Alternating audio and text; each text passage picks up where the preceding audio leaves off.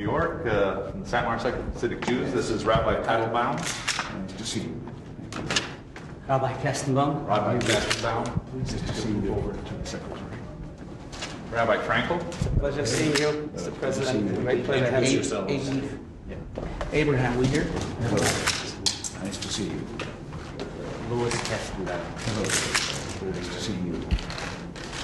Jennifer Hahn. Good to see you.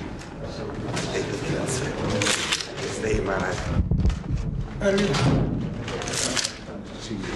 Since the president has said. Good to see you.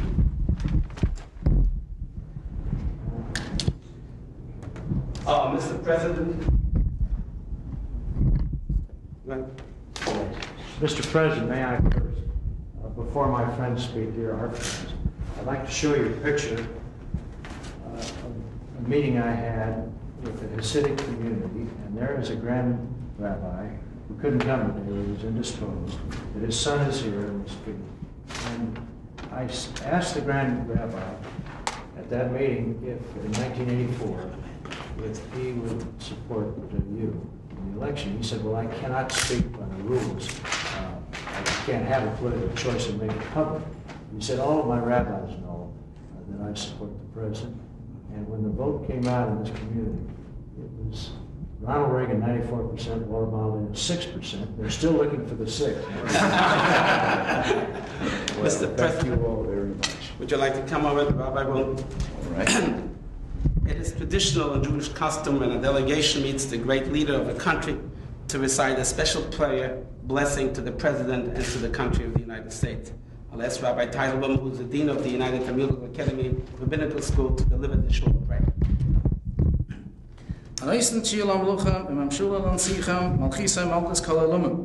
Apoitzes du mit Avdoi machere veru, hanoise me yon derech be maim azam nesivu. Hi yevurach vi yishmoir vi yintzoi, vi yasoir vi yiroiman vi yigadol, vi yinasel amalu, es nasi artzes haberes em ishnai. Melech malcha ameluchem berachmo, vi yachayim vi yishmoir, im kol tzuru vi yugan venezik yatzilam. Melech malcha ameluchem berachmo gitten belibam rachmunes, las stoibis im unim im kol Yisroel. Vi yimayim ibi yimayni tivu, she yihidu vi Yisroel gishkan levetach. For the benefit of the audience here, I like to translate. I'm sure the President understood, but the rabbis. He who grants deliverance to kings and dominions to princes. His kingship is a kingship of all worlds. He who rescued David, his servant, from the evil world. He who put a road through the sea and a path amid the mighty waters. May he bless, preserve, and guard, help, exalt, and make great, and raise high the President of the United States, the Vice President, and the entire Cabinet. May the Supreme King of Kings in his mercy sustain them in life and preserve them, and from all distress, sorrow, and hurt, may he save them. May the Supreme King of Kings in his mercy instill in their hearts compassion to do good with us and with all Israel in their days and in our days. May Judah be delivered and the people of Israel dwell in security. And the Redeemer come to Zion. May this be his will. And let us all say, Amen. Amen. Amen. Rabbi Kestenbaum. Mr. President, I'm deeply honored to be here and to be able to personally thank you on behalf of my community for your outstanding leadership in the cause of freedom and opportunity. We Hasidim are especially proud to have supported you personally in your agenda and stand with you in supporting the American values of freedom, opportunity, and family. We are very grateful that in your administration, the Department of Commerce, under magnificent leadership, the Secretary of Commerce, the Honorable Malcolm Baldrige, has recognized that all opportunities to participate in business are often denied because the way we dress, the way we speak, the way we live. We know that you strongly oppose this discrimination and are committed to increasing opportunities and to those of every American to participate to the full extent of his ability in blessing of this great country. We have always recognized that no man is completely free if his brothers are not, and every man is enslaved if opportunity is denied to anyone. We also wish to thank you, Mr. President, for establishing a commission to preserve America's Heritage Board. I'm honored to have been appointed by you to serve on it. This commission is an important symbol to millions of Americans of your commitment to human freedom. Under your leadership, the commission will be worked to preserve the synagogues, cemeteries, and other historic remains, and to liberate the heritage of human dignity all over the world. Thank you. Well, I thank you, and I'm honored by all of you coming here. Anti-discrimination will still continue to be the philosophy of this administration, and I know what the Secretary and the Department of Commerce have been doing in that same regard. Mr. President, I have a very short message on behalf of the Grand Rabbi.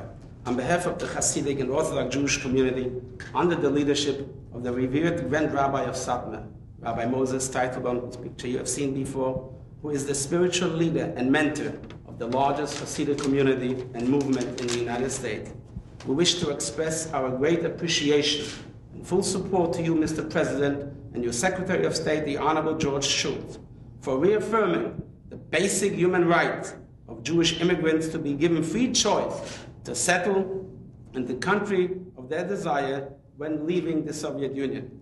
The principle of choosing one's destination is a basic privilege and right for all those who are oppressed and wish to leave the country of their oppressors.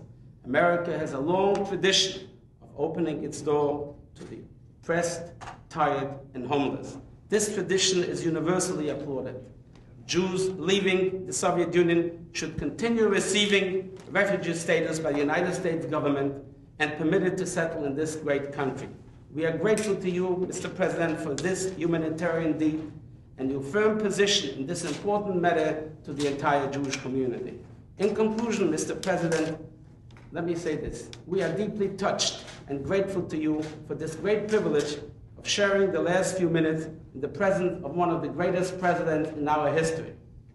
We thank you for the opportunity and wish you good health, continued success in leading our nation in peace and prosperity for many years to come. Thank you. Thank you very much. It's a great pleasure to see you. This country will always be a refuge for those persecuted or who are fleeing from the wrong kind of governments need a sanctuary. We appreciate your kind words. We have something from the Grand Rabbi, some olive. Small gift for the Passover holiday. This is a goblet, a silver goblet, representing what we call l'chaim. You drink, and you drink for good life and good health and happiness yourself and your wife and your children. And the Grand Rabbi wants to say that token of appreciation for your leadership of this great country. Well, thank you, and please thank you for me. I'm grateful. You know, if I could just say, something the other day that a gentleman wrote, and I can't even recall his name now. I recall what he wrote. He was speaking to some group, and he said, you can go to Japan to live, but you can't become Japanese. You can go to Greece, but you can't become a Greek. And he went on several places at that time. But he says, anyone from any place in the world can come to America and become an American. Wonderful, beautiful, beautiful. And we all came from the other side, and we are now proud Americans. Thank you. Yeah, that's right. It's a lot of success. Thank you. We all appreciate the great leadership of our country. Thank you very much. Thank you very much, President. We wish you all the best. Thank you. Good health, sir. We wish you continuous good health and what we call joy and nachas from your family and a happy holiday. All the best. Pleasure. Goodbye.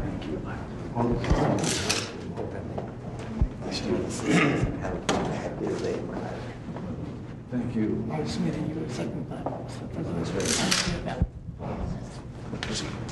Mr. President.